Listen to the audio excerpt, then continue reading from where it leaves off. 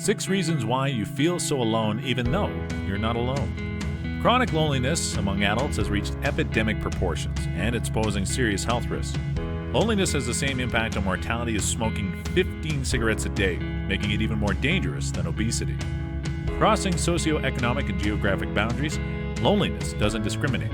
It's not linked to any specific personality type or lifestyle. Anyone can feel its pain. Because loneliness is linked to feelings of shame and inadequacy, people who suffer tend to hide it from others. They can be skilled at masking these feelings in their social interactions.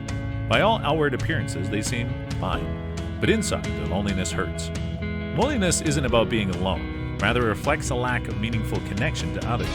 You can have a wide circle of friends or an impressive number of social media followers and still feel lonely. You can be outgoing, gregarious, the life of the party, and still feel lonely. Just as having a ton of interaction with other people doesn't ward off loneliness, being alone doesn't necessarily equate to feeling lonely. The statistics showing the prevalence of loneliness are startling. So what is going on? How can someone feel lonely even when in the company of friends and family? And how can another, who has only a few close relationships, be fulfilled and happy while appearing to some to be alone?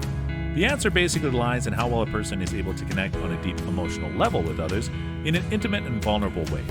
In this video, I'm going to show you the 6 reasons why you feel so alone even though you're not alone. But before continuing, don't forget to click that subscribe button and turn on post notifications to join us on the reign of ideas. Number 6. History of trauma. Childhood trauma impacts an individual during their most vulnerable times of growth and development. Such experiences not only impact one's sense of safety, but also shapes a person's perception of relationships, the trustworthiness of others, one's sense of self and worthiness, and risk-reward ratio of being vulnerable to another.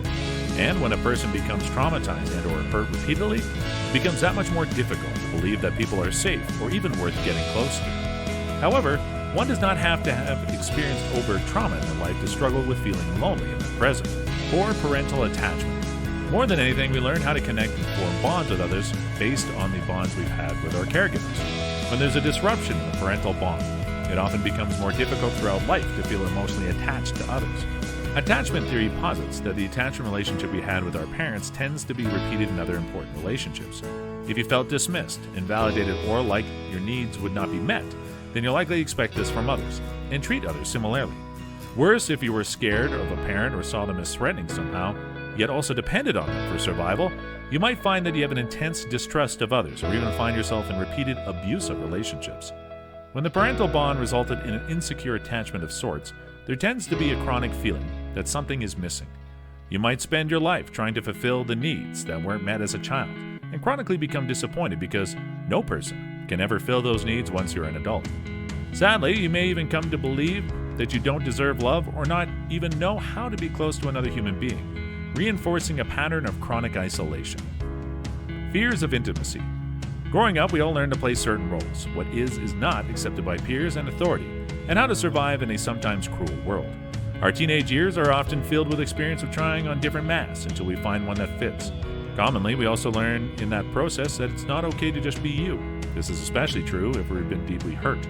When someone gets bullied or is in a relationship that leaves one heartbroken, a message starts to form that it's not safe to be who you are. It's not okay to open up, love, or be vulnerable. An armor starts to form to protect against any possible future instances of pain. And in doing so, the gap begins to grow between you and others. Shielding yourself from pain makes sense, but what protects against pain also prevents love from getting through. We spend time with friends and loved ones, yet everyone is wearing masks of superficiality. Deeper discussion, intimate connection, and authenticity are avoided at all costs. More distance, more gaps, and more loneliness. Trapped in a false narrative. A history of trauma, pain, and rejection can lead to a distorted and painful narrative about oneself that then shapes each new experience one has. Most people learn from a young age that parts of their self are unacceptable, shameful, or just plain bad. We all love to be right about everything. This is the case even when we want to believe to be true is extremely harmful to the self. If you believe deep down that you'll be rejected, that part of yourself are bad, or that you're somehow defective, you'll prove yourself right at all costs. You will interpret others' actions through this lens, discount evidence to that contrary, be attracted to individuals who treat you poorly, and even bring out certain behaviors in others that confirm your narrative. Further, if you believe you aren't good enough, then you will believe on some level that neither are your friends. Every judgment about yourself becomes manifest tenfold with others. This makes it nearly impossible to connect, be vulnerable, or feel an emotional closeness with others. So long as you believe yourself and/or others to be unworthy somehow, it doesn't matter how many people you have in your life, you will always feel alone. Perfectionism, selfies, and the lost phenomenon of community. It's very difficult to truly connect with others when one avoids vulnerability or revealing their authentic self. We hear a lot about technology and social media as major factors in the current loneliness epidemic.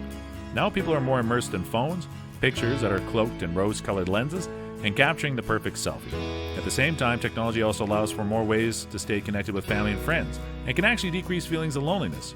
The catch? It seems that technology is kind of good for older adults. Yet younger adults, 18 to 22, fare best when they stay off their phones and computers. This makes sense if one considers that the problems with technology are symptoms of a greater issue, rather than the cause. Our societies become hyper-polarized and increasingly individualistic. Too many experts. We live in an interesting time wherein there is an expert for literally everything. We're told what to eat, how to bathe, what our bodies should do and look like, how to breathe, how to poop, and how to make love. We've come so far from our natural instincts and ability to listen to our bodies and minds that we do not even feel connected to our own selves. And so people tend to question everything. As soon as something goes wrong, or if someone else tells you something is wrong, questions start to arise about who you're spending time with. Others' opinions become truth. Emotional connection requires being in touch with, well, your emotions, and being able to trust those emotions without anyone else telling you what you should or should not do. No one is an expert on you besides you. But wait, there's hope. Just because your past or your culture may influence your sense of loneliness, that does not mean it's destined. People can change. You can learn to slowly let down your barriers, to trust others, to accept the parts of yourself that you've grown to hate, to value yourself and others regardless of what people may think, to dare to be weak, and to listen to your body and instincts. The ability to connect is inherent in all of us, even if it might look very different for any given individual. Go now. Accept your need for connection. Don't blame yourself. Use social media wisely. Be kind to strangers. Find a hobby. Travel. Do some friendship soul searching. Listen to music. Seek out a relatable story. Put your social rejection to use. Consider your childhood. Stop lying to yourself and turn off the computer. Call a friend and ask about their day.